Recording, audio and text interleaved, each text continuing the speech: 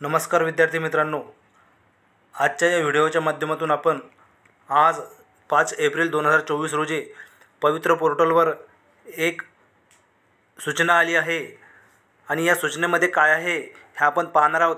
तत्पूर्वी तुम्ही आपल्या YouTube चॅनलला सबस्क्राइब केलं नसेल तर सबस्क्राइब करायला विसरू नका।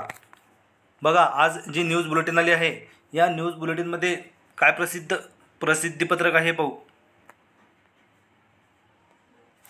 बघा, दिनांक 5 एप्रिल 2024 रोजी शिक्षक पदभरती बाबत प्रसिद्धीपत्रक।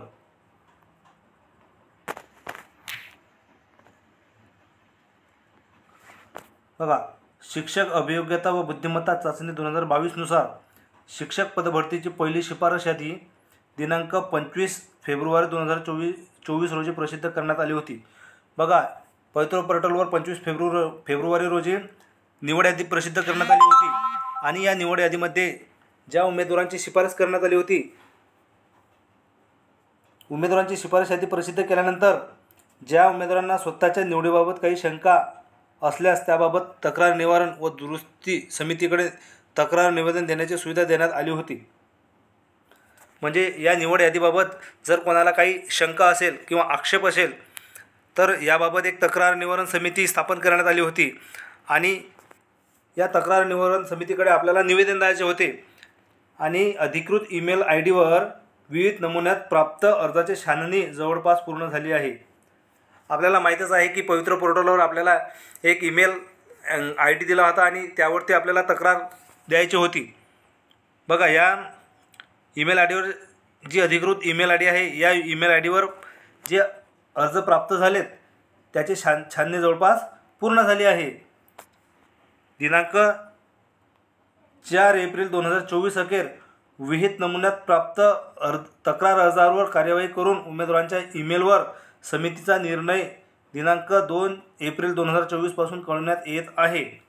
बघा, विहित नमुन्यात ज्या उमेदवारांनी अर्ज केला आहे त्या उमेदवारांच्या अर्जावर कार्यवाही करून समितीचा निर्णय 2 एप्रिल पासून उमेदवारांना कळवण्यात येत आहे संबंधित उमेदवाराच्या ईमेल आयडीवरती।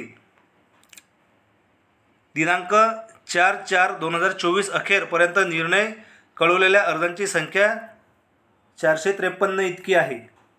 बघा, 2 एप्रिलपासून ते 4 एप्रिलपर्यंत ज्या उमेदवारांनी तक्रार केली होती त्या उमेदवारांच्या अर्जांवर काय निर्णय घेण्यात आला आहे हे माहिती कळवण्यात आली आणि ही संख्या 453 इतक्या उमेदवारांना माहिती कळवण्यात आली आहे। तसेच अन्य ईमेलवर वेळोवेळी योग्य तो प्रतिसाद देण्यात आला आहे। तसेच आपल्याला इतर काही समस्या असतील आणि आपण ईमेल आयडीवरती तक्रार केल्यानंतर आपल्याला वेळोवेळी त्यांनी प्रतिसाद दिलेला आहे। उर्वरित तक्रार अर्जावर म्हणजेच 453 अर्जांव्यतिरिक्त ज्या तक्रार आल्या होत्या उर्वरित तक्रार अर्जावर पुढील काही दिवसात समितीचा निर्णय कळवण्यात येणार आहे। म्हणजे तुम्ही जर पवित्र पोर्टलच्या ईमेल आयडीवर तक्रार केली असेल आणि तुम्हाला अद्यापही त्यांचा प्रतिसाद मिळाला नसेल तर त्याचा तुम्हाला समितीने काय निर्णय घेतला आहे ते कळवण्यात येईल। लोकसभा 2024 च्या निवडणुकीच्या आदर्श आचारसंहिता सध्या लागू आहे। आपल्या सर्वांना माहीत आहे की 2024 लोकसभा निवडणुकीची काय आचारसंहिता लागू आहे। यास्तव निवडणूक आयोगाकडून शिक्षक पदभरतीबाबत परवानगी प्राप्त झाल्यानंतर पुढील कार्यवाही करण्यात येणार आहे।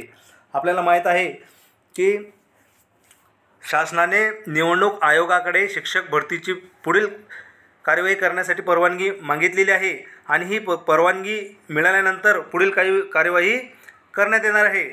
महत्त्वाच्या बाबींची माहिती न्यूज बुलेटिनद्वारे आवश्यकतेनुसार प्रसिद्ध करण्यात केली जाईल।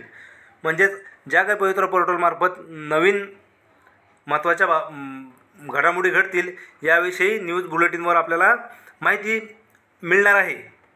धन्यवाद।